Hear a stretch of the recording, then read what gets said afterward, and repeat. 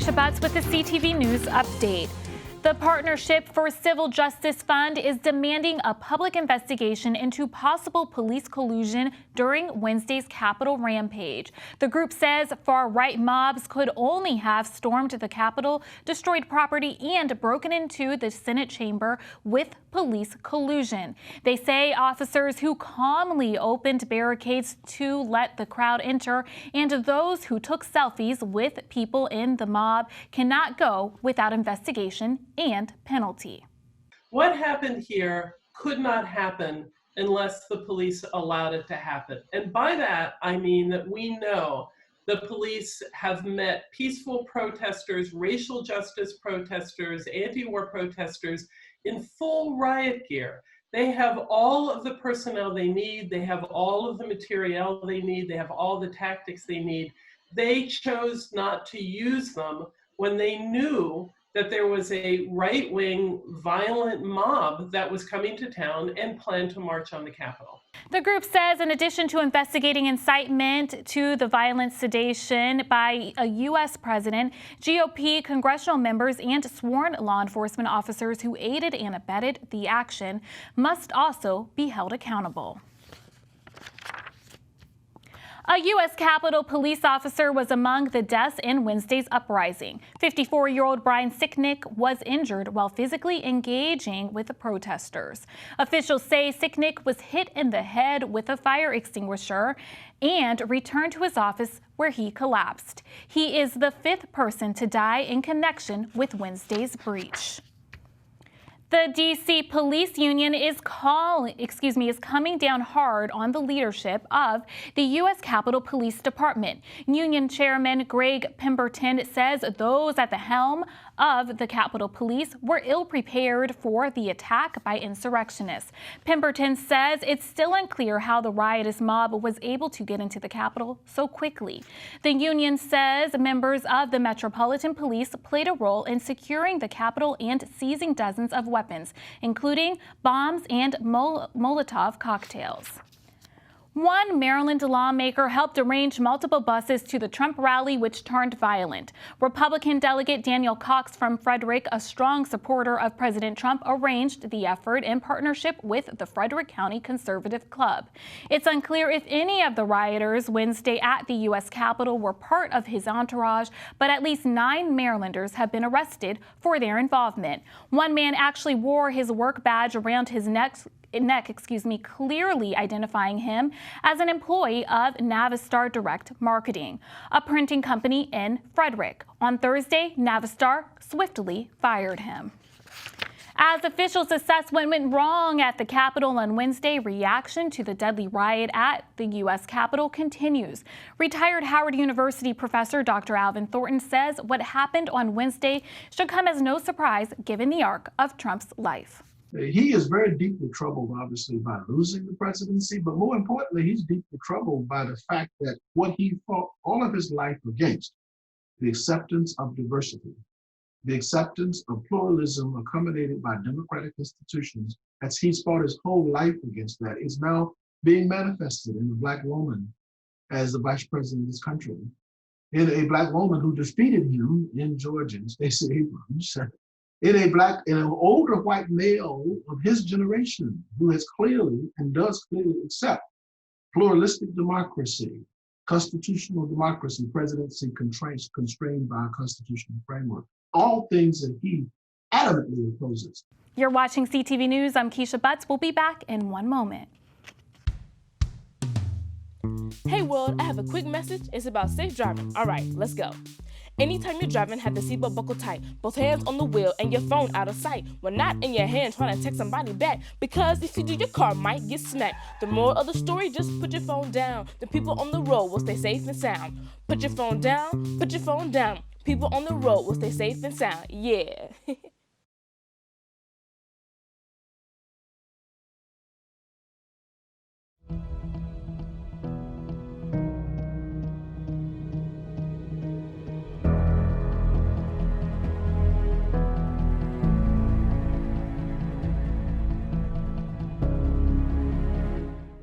Well, welcome back. Following the deadly chaos at the U.S. Capitol this week, many lawmakers are calling for the removal of President Trump. A University of Maryland professor says the president should be impeached, the 25th Amendment should be invoked, or even both. And Congressman Anthony Brown says he calls Trump a national security risk and says his actions have to be checked. Do I think that we would be able to impeach in 2 weeks? Do I think that the 25th Amendment could be sort of implemented in the next 2 weeks?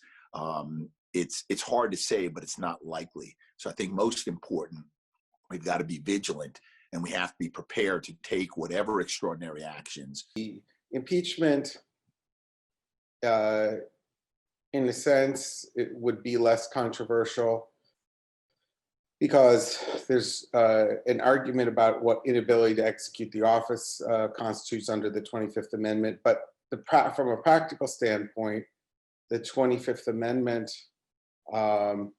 allows for speedy action. Meantime, Maryland Congressman Steny Hoyer today called for Trump's removal. This comes as reports surface that the House will consider impeachment proceedings on Monday. Just 12 days before the inauguration of President-elect Joe Biden, the current commander-in-chief says he plans to be a no-show. President Trump tweeted this morning that he will not attend the January 20th inauguration of President-elect Joe Biden and Vice President-elect Kamala Harris. In a video posted online last night, Trump condemned the attack and siege of the Capitol by his supporters. He also acknowledged the incoming Biden administration and mentioned that he will support a smooth transition of power. A diverse group of people speaks out on the riotous acts at the U.S. Capitol and its consequences. Yesterday afternoon, an organization called Refuse Fascism held a virtual press conference across several cities. The group says even a failed coup should be taken seriously because it sets the stage for followers to try again. Nearly 150 Republican congressmen, including 2 leaders of the Republican delegation, along with 7 Republican senators, still voted to illegally deprive Biden of office, even after that mob had been put down. And an overnight poll cited in the Washington Post claimed that Republican voters surveyed favored the reactionary rampage by a 45 to 43% margin. The fascist organization and the movements are still forged, and they will be, and they are already, and they will be filled with revenge, and they will now have their martyr, not only in Trump, but in the QAnon woman who was killed in this assault, and they will have a battle cry. Well, we don't have much time for a lot of American history.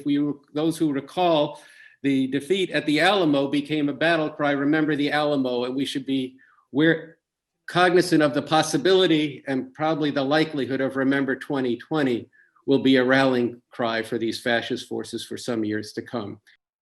The group is urging Americans to rise up against the insurrection attempts. Maryland Congressman Andy Harris says his concerns over voter fraud weren't seditious. The comments come in response to the Maryland Democratic Party's call for his resignation, saying he was complicit in the violent occupation of the U.S. Capitol. Democratic Chair Yvette Lewis accused the Republican lawmaker and other GOP members of Congress inciting the attempted insurrection Wednesday after using inflammatory rhetoric and blatant falsehoods regarding the presidential election results. Harris says he will not resign. Meantime, Governor Larry Hogan is beefing up security around Maryland's State House complex. This comes as several pro-Trump demonstrations took place at state capitals across the country on Wednesday. The protesters who rallied against the November election results showed up at state capitals in Georgia, Oklahoma, Arizona, and Washington state. In addition, Maryland State Police, as well as the Maryland Capitol Police, some of which you see around here, have increased security around the Maryland State House complex. As there's been a number of incidents at state capitals and governor's mansions around the country.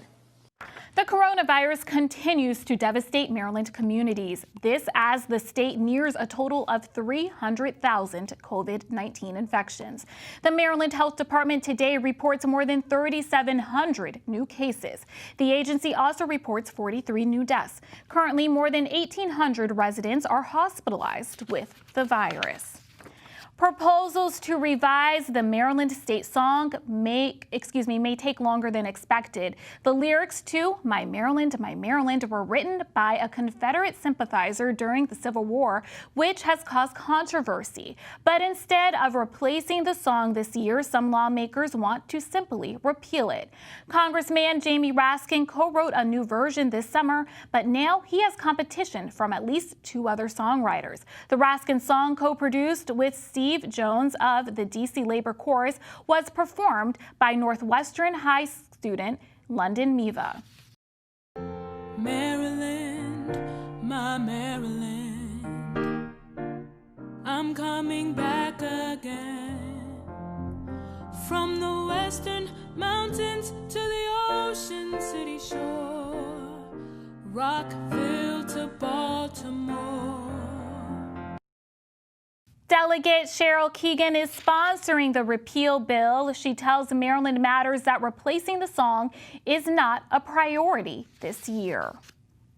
An Oxon Hill High student is attending Bucknell University for free this fall. Meet Nina Jackson, who received a Posse Scholarship, which is a 4-year full tuition. Jackson is currently the student member of the county's Board of Education. At Bucknell University, she plans to study political science. Jackson says the grant will help tremendously. I'll be able to use that spare time and those spare moments to, join a club or an organization, to do undergraduate research with a professor, to study abroad. And so that really just opens up kind of the windows of opportunity and the doors of opportunity. And I think that's probably the biggest benefit. Jackson is among 13 Prince George's County Public School students who received the Posse Scholarship. Congratulations. A big game this weekend at FedEx Field. The Washington football team is back in the playoffs. Tomorrow night, the team takes on Tom Brady and the Tampa Bay Buccaneers. After a horrible start to the season, players are excited to hit the field in the postseason. I'm excited for every game, man. And Tom Brady, you think I'm not going to be excited to play against the GOAT? Then you tripping. And that is what it is. I'm excited to play against Big Tom. Tom Brady's a whole different animal. I mean, people call him the GOAT for a lot of reasons. And I mean, he can do it all. And to think he's 20 plus years in the league and still slinging it like he is pretty damn incredible. I mean, the way he takes care of his body is pretty evident when you put on the film. I mean, the guy's still got a rocket back there as an arm. I think these guys are excited. I think they're energized. And I really do think they all share Chase Young's outlook on this. And that is, hey, we get a chance to play against the best, and so I think that's the challenge. And I think they're excited about it. The 3 guys on the inside of me and Tez on the other side, RK, I know that we're going to go. And we're going to go every game. So it's not just Tom Brady. It's not this person. It's not that person. It's every game. Every game, watch out for our front four. And I feel like we earned the right to compete to win our division. We earned the right to win the division, and we've earned the right to have a chance to compete in this playoff game against a very, very good team. So, why not us? I feel like that's the perfect mantra. The teams kick off at 8:15 p.m. Let's get a quick check on our 3-day weather forecast. Tonight, mostly clear with a low around 27. Saturday, sunny with a high near 43 and a low around 29. Sunday, sunny with a high near 45 and a low around 28. Monday, mostly sunny with a daytime high near 45 and a low around 31 degrees. And now for the community calendar. It's a new year and time for a new you. Bring a buddy to participate in an outdoor training session and get your year started off right. Classes are free every Saturday from 10 to 11 a.m. at the Woodmore Town Center Park on the turf field. For more information, call 301-699-22 888-848-5555. And that wraps up our newscast. Enjoy your weekend and join us again on Monday at 4:30. Have a good night and stay safe.